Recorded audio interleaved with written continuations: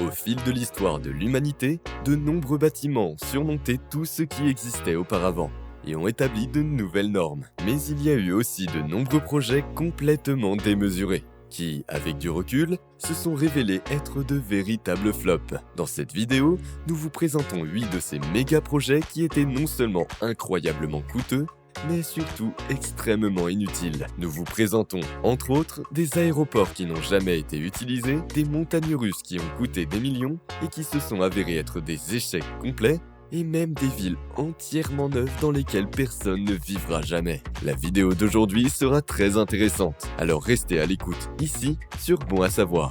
Pour le numéro 8, nous nous rendrons directement à l'autre bout du monde et vous montrons un bâtiment avec lequel un pays particulièrement controversé a un jour voulu progresser vers le toit du monde, la Corée du Nord. Alors que le pays totalitaire ne s'est pas vraiment couvert de gloire ces dernières années et qu'il est pratiquement impossible d'y voyager, surtout pour les touristes, l'État a en fait essayé d'ouvrir ses portes en 1987 et de se présenter comme étant progressiste et tolérant, notamment à l'encontre de l'Occident.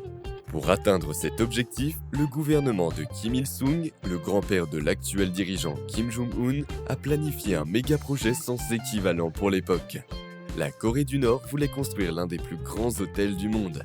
Cet hôtel, baptisé Ryungyong Hotel, devait mesurer 330 mètres de haut, compter 105 étages et proposer 3000 chambres. De plus, il était conçu en forme de pyramide afin d'être visible à plusieurs kilomètres. Ainsi, à partir de 1987, de nombreux architectes ont commencé à le construire, jusqu'à ce que, 5 ans plus tard, une catastrophe survienne. En 1992, les travaux de construction sont stoppés net. Et, au cœur de Pyongyang, la capitale de la Corée du Nord, apparaît désormais un gratte-ciel complètement vide, où seule la coque en béton est achevée. Il a fallu attendre 16 ans avant de pouvoir poursuivre la construction. Mais tout cela n'a servi à rien. À cause de nouvelles sanctions et de son isolement politique, la Corée du Nord s'est éloignée du reste du monde et n'est jamais devenue le haut lieu du tourisme dont elle rêvait à l'époque. Bien que l'hôtel soit désormais terminé, on ne sait pas s'il sera utilisé, car de nombreux Nord-Coréens n'ont pas les moyens de passer une nuit dans cet hôtel. Ensuite, nous arrivons en Europe, en Espagne plus précisément, et voici l'un des méga-projets les plus coûteux et en même temps les plus inutiles de tous les temps.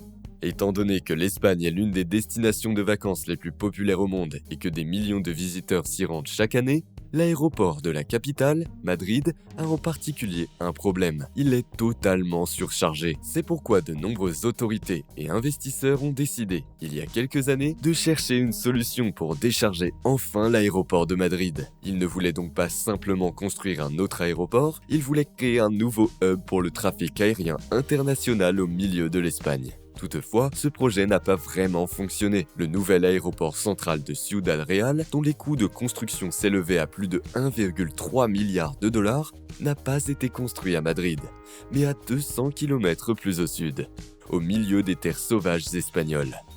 Lorsque l'entreprise de construction a fait faillite peu avant son ouverture prévue en 2012, il était évident pour beaucoup que non seulement beaucoup d'argent avait été dépensé, mais aussi qu'un aéroport totalement inutile se trouvait maintenant au milieu de nulle part. Bien que l'aéroport ait été ouvert comme prévu en 2012, toutes les grandes compagnies aériennes ont refusé d'inclure le nouvel aéroport dans leurs itinéraires. L'aéroport central de Ciudad Real étant extrêmement éloigné de Madrid, personne ne voulait effectuer ce long chemin pour s'y rendre. Depuis lors, tous les touristes passent par Madrid et même si l'aéroport de cette ville est encore totalement bondé, il reste une bien meilleure option que l'aéroport central de Ciudad Real, qui est encore pratiquement inutilisé à ce jour. Nous allons continuer avec une structure qui n'a jamais été construite, mais qui a tout de même coûté la somme incroyable de 70 millions d'euros. Il s'agit du London Garden Bridge. En 2012, plusieurs architectes en collaboration avec la ville de Londres ont exposé un projet d'une structure qui devait révolutionner le monde de l'architecture. Ils voulaient construire un pont de 300 mètres de long sur la Tamise, qui n'était pas seulement destiné aux piétons, mais qui devait aussi être entièrement recouvert d'arbres et de fleurs. Avec ce pont 100% vert, la ville voulait non seulement se donner une image plus écologiste, mais surtout attirer plus de 3 millions de visiteurs par an. Cependant, cela ne s'est jamais produit. En 2015, il a été révélé que le projet coûterait plus de 2 fois plus que prévu initialement. De plus, de nombreux Londoniens se sont interrogés sur l'utilité d'un tel pont, car il devait être situé dans une zone où il y avait déjà 4 autres ponts. Après de nombreuses discussions publiques, la ville a décidé de ne pas construire le London Garden Bridge en fin de compte. À ce moment-là,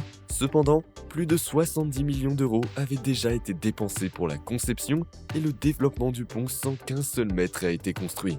Les nombreux investisseurs n'ont jamais revu leur argent. Pour le numéro 4, nous allons à Hawaï, un état américain connu pour ses paysages à couper le souffle. Mais ce que beaucoup de gens ne savent pas, c'est qu'il y a un projet de construction à Hawaï qui est considéré par beaucoup non seulement comme extrêmement inutile, mais surtout comme une très mauvaise décision politique. L'Interstate H3, une autoroute de 26 km de long, traverse Hawaï et garantit l'une des vues les plus spectaculaires du monde. Cependant, pour beaucoup, la vue et le trajet à travers les montagnes sont les seuls points positifs de cette autoroute. Entre autres, la route devait traverser le territoire d'une tribu amérindienne hawaïenne. Par ailleurs, les écologistes ont relevé de nombreuses violations de diverses lois environnementales avant la construction, ce qui a amené les ingénieurs et les architectes à se montrer extrêmement créatifs. Pour respecter toutes les réglementations environnementales et protéger la tribu indigène, il a fallu intégrer à la construction de nombreux grands virages et courbes. Lorsque l'autoroute a finalement été ouverte en 1997, beaucoup ont été choqués par le résultat. Pour beaucoup, ce n'était pas seulement un scandale que l'Interstate H3 est ouvert avec 37 ans de retard, mais aussi parce que son tracé était complètement inutile. L'autoroute ne relie aucune ville importante d'Hawaï et a coûté 5 fois plus cher que prévu. Bien que quelques voitures empruntent occasionnellement l'autoroute, si l'on prend en compte le fait qu'elle a coûté 1,3 milliard d'euros et qu'elle ne relie aucun emplacement utile, on peut dire sans risque que ce projet n'était pas réellement nécessaire. Pour le numéro 3, nous en arrivons à un problème extrêmement compliqué, qui pose des problèmes gigantesques à l'humanité depuis des décennies. Il s'agit de savoir comment stocker en toute sécurité les déchets produits par la production d'électricité dans les centrales nucléaires sans mettre en danger les populations aux alentours et l'environnement. Alors que la plupart des déchets nucléaires du monde sont souvent stockés en surface près des centrales nucléaires, quasiment tous les scientifiques s'accordent à dire qu'il serait beaucoup plus judicieux de stocker les déchets nucléaires sous terre. Pour cette raison, certaines autorités américaines ont décidé en 1987 de stocker une grande partie de leurs déchets nucléaires sous la surface de la Terre, dans les montagnes de Utah. Cependant, même la planification de ce projet a posé quelques problèmes. Il existe plus de 100 centrales nucléaires aux États-Unis, mais aucune d'entre elles ne se trouve au Nevada, l'État où l'on voulait stocker tous les déchets. Puisque les habitants du Nevada ne voulaient pas que leur État devienne une décharge nationale de déchets nucléaires, il y a eu de nombreuses protestations et procédures judiciaires. Bien que la construction du site ait été officiellement approuvée peu de temps après, cela n'a fait qu'alimenter les protestations et manifestations. En 2010, le projet a finalement été arrêté par Barack Obama et son gouvernement.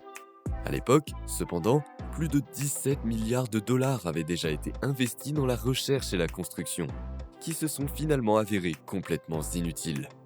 Le numéro 1 concerne un projet qui a non seulement pris des proportions inimaginables, mais qui s'est également avéré être une véritable erreur. Il s'agit de la ville de Naypyidaw, une ville grâce à laquelle la Malaisie voulait faire un grand pas vers le futur. En 2002, lors d'une opération top secrète, l'ancien gouvernement militaire du Myanmar a commencé à construire une nouvelle ville à partir de rien. La ville a été baptisée Naypyidaw et devait être présentée au monde comme la nouvelle capitale du Myanmar quelques années plus tard. Encore à ce jour, la raison de ce changement de capitale n'est pas claire pour beaucoup, mais on suppose que ce déménagement pourrait avoir eu des motifs militaires. Au cours des années suivantes, on a construit à Naypyidaw tout ce qui existe des plus grandes villes du monde. De gigantesques autoroutes à 10 voies, d'immenses terrains de golf et plus de 100 hôtels de luxe pour attirer les riches touristes du monde entier. Dans l'ensemble, Naypyidaw a beaucoup de choses qui rendent une ville attrayante. Sauf une, les habitants. Car si la nouvelle capitale du Myanmar peut accueillir plusieurs millions de personnes, seules quelques centaines de milliers vivent dans la périphérie. En effet, la plupart des habitants ne vivent pas dans la ville elle-même, mais dans des banlieues délabrées. Ils n'ont pas les moyens de vivre à Naypyidaw. De plus, des éléments importants tels qu'un bon système de santé, des établissements d'enseignement ou des options économiques ont presque complètement été oubliés lorsque la capitale a été aménagée. Au final, la plupart des gens sont restés dans l'ancienne capitale Yangon, ce qui a conduit à faire de Naypyidaw une sorte de ville fantôme où l'on croise rarement des gens dans ces rues gigantesques. Et c'est tout pour notre vidéo sur 8 méga-projets inutiles qui avaient été prévus pour dépasser toutes les limites. Écrivez-nous dans les commentaires si vous connaissez d'autres projets de ce type. Sinon, laissez un like sur cette vidéo si vous l'avez trouvée intéressante et abonnez-vous à notre chaîne pour plus de contenu cool. On se retrouve la prochaine fois, ici sur Bon à savoir.